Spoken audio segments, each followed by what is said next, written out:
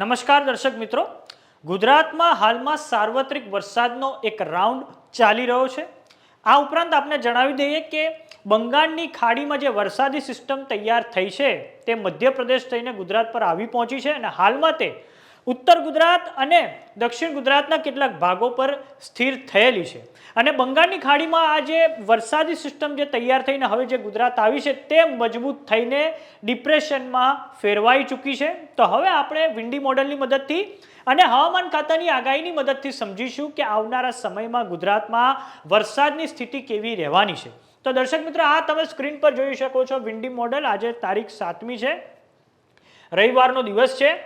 આ તમે એક પટ્ટો જોઈ શકો છો મરૂન રંગનો, ઉત્તર ગુજરાતથી લઈને મધ્ય ગુજરાત સુધી, સાથે જ રાજસ્થાનના અમુક જે વિસ્તાર છે ત્યાં ફેલાયેલો છે જે પટ્ટો, અને ત્યાં ભારેથી અતિ ભારે વરસાદની ક્યાંક ને ક્યાંક આગાહી વિન્ડી મોડલ દ્વારા કરવામાં આવી રહી છે। તો વાત કરીએ ઉત્તર ગુજરાતમાં જે પાલનપુરની આસપાસનો જે વિસ્તાર છે, સાબરકાંઠાની આસપાસનો જે વિસ્તાર છે, ત્યાં ભારેથી અતિ ભારે વરસાદ પડી શકે છે। અને આ પછી મધ્ય ગુજરાતમાં જે મહેસાણાનો વિસ્તાર છે, ગાંધીનગરનો વિસ્તાર છે, તે પછી અરવલ્લીનો જે વિસ્તાર છે, અને આ પછી મહીસાગરનો જે વિસ્તાર છે, અને દાહોદ, ગોધરા, ખેડા, આણંદ, અમદાવાદમાં ક્યાંક ને ક્યાંક ભારેથી અતિ ભારે વરસાદની આગાહી છે। અને દક્ષિણ ગુજરાતમાં જે બરોડાની આસપાસના વિસ્તારમાં પણ ક્યાંક ને ક્યાંક વરસાદની આગાહી છે। અને તે પછી દક્ષિણ ગુજરાતમાં ભરૂચ છે, સુરત છે, વલસાડ છે, ત્યાં પણ વરસાદની આગાહી છે। અને સૌરાષ્ટ્રમાં આ જે ભાવનગરનો વિસ્તાર છે ત્યાં પણ ભારે વરસાદની આગાહી છે। અને વાત કરીએ કચ્છની, તો કચ્છમાં ગાંધીધામની આસપાસના વિસ્તારમાં ક્યાંક ને ક્યાંક ભારે વરસાદની આગાહી છે આજના દિવસ માટે।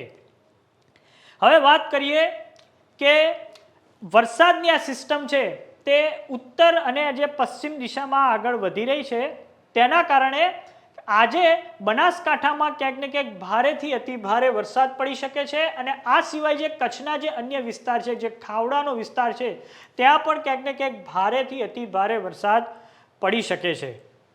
હવે વાત કરીએ આવતીકાલની, એટલે કે સોમવારના દિવસે ગુજરાતમાં વરસાદની સ્થિતિ કેવી રહેવાની છે। તો સોમવારના દિવસે મેઘરાજા ઉત્તર ગુજરાતમાં ક્યાંક ને ક્યાંક મેઘ તાંડવ કરી શકે છે। આ તમે વિન્ડી મોડલની મદદથી જોઈ શકો છો। ઉત્તર ગુજરાતમાં જે પાલનપુરની આસપાસનો વિસ્તાર છે, સાથે જે પાટણ છે અને મહેસાણાનો જે વિસ્તાર છે, ત્યાં ભારે વરસાદ પડી શકે છે। અને આ સિવાય જે મોરબીનો વિસ્તાર છે, જામનગરનો જે વિસ્તાર છે, ત્યાં પણ ક્યાંક ને ક્યાંક ભારે વરસાદ પડવાની સંભાવના છે। અને કચ્છમાં નલિયા છે, ગાંધીધામ છે અને ખાવડાનો વિસ્તાર છે, ત્યાં ભારે વરસાદ પડવાની સંભાવના છે। અને તે સિવાય દક્ષિણ ગુજરાતમાં જે સુરત ને વલસાડ છે, ત્યાં ક્યાંક ને ક્યાંક હળવો વરસાદ પડી શકે છે આવતીકાલના દિવસ માટે। આમ આગામી 24 કલાક એ ઉત્તર ગુજરાત અને કચ્છ માટે ખૂબ ભારે માનવામાં આવી રહ્યા છે। આ તમે સ્ક્રીન પર જોઈ શકો છો કચ્છનો જે વિસ્તાર છે, ગાંધીધામનો વિસ્તાર, નલિયાનો વિસ્તાર છે, ખાવડાનો વિસ્તાર છે, ત્યાં ભારેથી અતિ ભારે વરસાદ પડવાની સંભાવના છે। હવે વાત કરીએ પરમ દિવસની, એટલે કે મંગળવારની, તો મંગળવારના દિવસે તમે જોઈ શકો છો સ્ક્રીન પર કે જે વરસાદી જે સિસ્ટમ છે, એટલે કે સાર્વત્રિક વરસાદની સ્થિતિ નહીં રહે એવું વિન્ડી મોડલ દ્વારા બતાવવામાં આવી રહ્યું છે। અને ક્યાંક કેટલાક જે પોકેટ વિસ્તાર છે, ઉત્તર ગુજરાતમાં જે સાબરકાંઠાનો વિસ્તાર છે, ત્યાં ક્યાંક હળવો વરસાદ પડી શકે છે।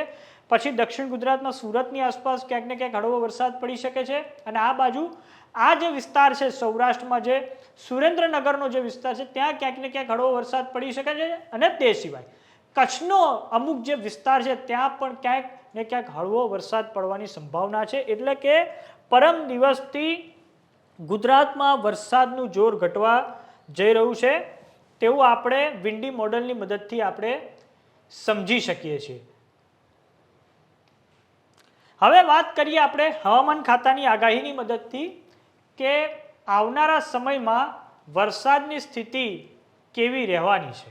તો દર્શક મિત્રો, આજે છે 7મી તારીખ, તો 7મી તારીખના દિવસે હવામાન ખાતાએ ઉત્તર ગુજરાતમાં અને કચ્છમાં જે રેડ એલર્ટ એમના દ્વારા આપવામાં આવ્યું છે, કચ્છ, બનાસકાંઠા, મહેસાણા, સાબરકાંઠા અને અરવલ્લી માટે હવામાન ખાતાએ રેડ એલર્ટ ઇસ્યુ કર્યું છે। તે સિવાય પાટણ, મોરબી, સુરેન્દ્રનગર, રાજકોટ, ગાંધીનગર અને મહીસાગર માટે હવામાન ખાતા દ્વારા ઓરેન્જ એલર્ટ આપવામાં આવ્યું છે। તે સિવાય દેવભૂમિ દ્વારકા, જામનગર, પોરબંદર, જુનાગઢ, બોટાદ, અમદાવાદ, ખેડા, આણંદ, પંચમહાલ, દાહોદ અને દક્ષિણ ગુજરાતમાં ભરૂચ, સુરત, નવસારી, ડાંગ, વલસાડ, દમણ અને દાદરાનગર હવેલી માટે હવામાન ખાતા દ્વારા યલો એલર્ટ ઇસ્યુ કરવામાં આવ્યું છે. અને આ ઓરેન્જ એલર્ટ એટલે કે અને સાથે રેડ એલર્ટ હવામાન ખાતા દ્વારા ઉત્તર ગુજરાતમાં એટલે આપવામાં આવ્યું છે કેમ કે વરસાદની આ જે સિસ્ટમ છે તે વધારે મજબૂત થઈ છે અને તે ક્યાંક ને ક્યાંક ઉત્તર ગુજરાતના કેટલાક વિસ્તારો છે ત્યાં સ્થિર થયેલી છે અને આ સિસ્ટમ મજબૂત થઈને હવે ડિપ્રેશનમાં ફેરવાઈ ચૂકી છે. વાત કરીએ આવતીકાલની એટલે કે 8 તારીખની, તો હવામાન ખાતાએ આવતીકાલ એટલે કે 8 તારીખ માટે ક્યાંય પણ ન રેડ એલર્ટ આપ્યું છે ન ઓરેન્જ એલર્ટ આપવામાં આવ્યું છે.